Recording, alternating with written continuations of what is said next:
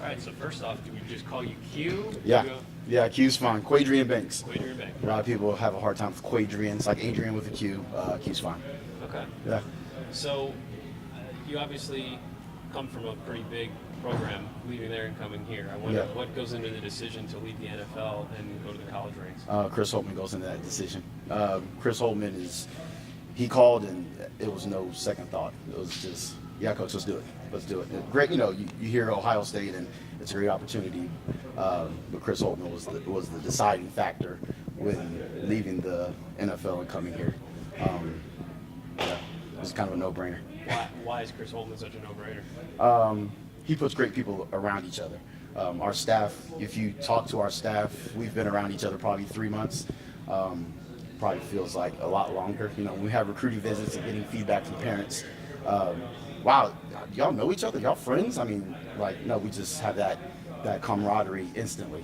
He just has a knack for putting great people around each other. Obviously, you're familiar with him from working with him before. Yes. What did you learn from him the first time around that led you to feel that way now to make a comment? There's a being comfortable. He's a stickler for detail. Everybody does your job, and you hear it from Chris Holtman and you're like, okay, everybody do their job. But then when you hear it from Chip Kelly and then you hear it from Chuck Pagano and you hear it from Chris Ballard and you hear it from other people in professional environments, and you're like, okay, well, it's making a lot of sense. I've heard all of this before, and you kind of start tying ends together, and you look back and look at your notes from the Gardner Webb days, and you were doing a lot of good things, and a lot of that had to do with him. Where do you think you've changed since the Gardner Webb days? I've grown a lot, as a professional, as a coach, as a person. You live and learn, and you see a lot of different things. Over the past 3-4 years. Being in that environment, the NFL, and then coming back to the collegiate scene, there's a lot that you learn on a lot of different levels. Yeah, like what exactly? Well, professionally, you're being around professionals. That 3 years in Philadelphia, you're the group that we put together, that whole sports science experiment, if you will. That every day we were sharpening each other's swords. We were really holding each other accountable and really trying to push the envelope as far as performance-based training and what's best for this guy, what's best for this group of individuals, not just for football but for athletes in general. So drawing from that and then coming back to the collegiate scene, it's kind of like, oh, yeah, this is good. We can do some things, especially a place like this. We have so many resources. Coach, when you finally got your hands on some of the guys here, what was the thing you noticed most that they needed to improve on, whether it be conditioning, strength? What was your main focus when you first got here? Attention to detail, work ethic. We'll get stronger, we'll get faster, we'll gain the right kind of weight. It's just a day in, day out consistency. I think that's something that, coming in, they've been doing things a certain way, and just to teach and a new set of terminology, new staff, new everything. This is the way that we're going to go about doing things. So just introducing them to change. Who's come a long way in terms of the weight room and maybe shedding weight or adding strength? Who's maybe stood out in the weight room so far since you've been here? I think it's still early. I know it's been a couple months, but it's still early. We're looking at long-term development and not just in the short term. So it's a day-by-day process. The guys have done a great job working hard, being consistent, holding each other to a standard, and then learning the new terminology. They're doing a great job. Coach Holtman on Saturday had said that Andre Weston, to an extent, is playing catch-up because he missed a lot of the summer. How is he doing? Where is he in that process? He's doing a great job.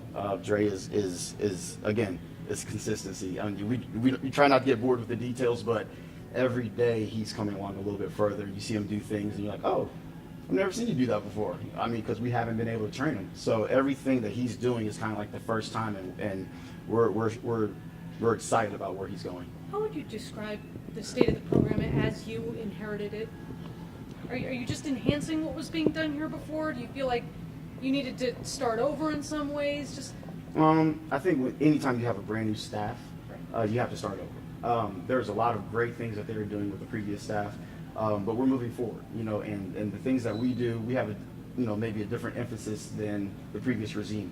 So with that being said, I think that it's a little bit of both. There's change, there's turnover, and all that kind of stuff. But the weight's still weight. 45 pounds is still 45 pounds. So we get after it. The guys come in, they have a great attitude. We'll crank up the music and get excited, and we'll go do what we do. The title strength and conditioning coach can cover a whole lot of different things. I Yes. just wonder how what exactly falls under your realm of influence? Is it everything? Is it when you talk about 45 pounds is 45 pounds? Right. Is it conditioning? Is it nutrition? Is it things like that? What all do you think falls under Well, these that? 4 walls, definitely. Sure. So the strength part of it, but you'll see here in a few minutes, and we'll dive into the conditioning as well. Again, being in a place like Ohio State, there's resources everywhere from an academic standpoint, from research to nutrition, sports science. There's so many different things that we can dive into to help get our athletes better. I kind of facilitate some of those conversations here and there. Vinny does a great job in the training room from the rehabilitation and training room standpoint. But yeah, I mean, anything that's physically involved with the athlete, preparing them for the floor, I'll usually have a hand in that. What did you take from that Philadelphia sports science experiment? Because that was maybe a more holistic approach to Absolutely.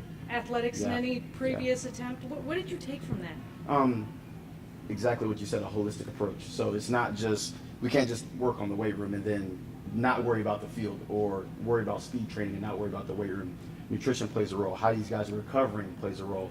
Stress levels play a role. All these different things affect the athlete, and even more so at the collegiate setting. These guys have a lot of different things getting their attention. So just the ability for them to hone in and focus.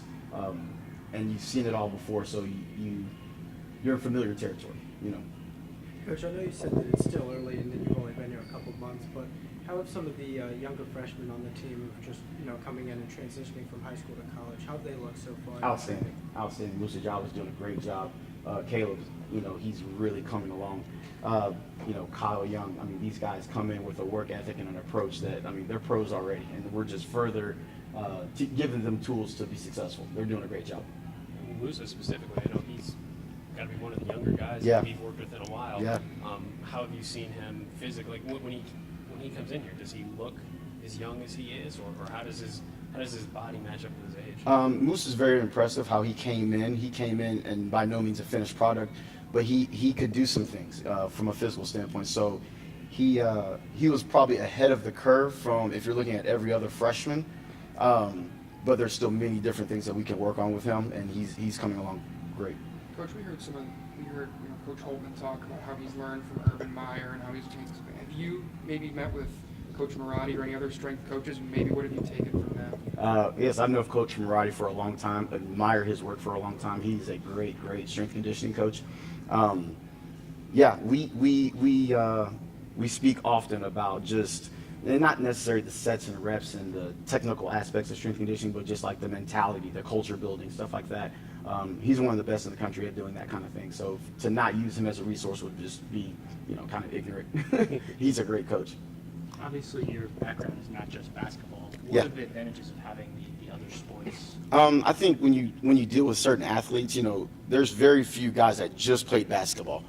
So when you're looking at different body types and how guys move and react and what they respond to, drawing from a lot of different experience, a lot of different places, a lot of different sports, you can say, what, you're kind of acting like Deshaun Jackson, or what, you're kind of acting like that, lacrosse player that I had back at University of Richmond or something like that. So you can pull a lot of different things from a lot of different places.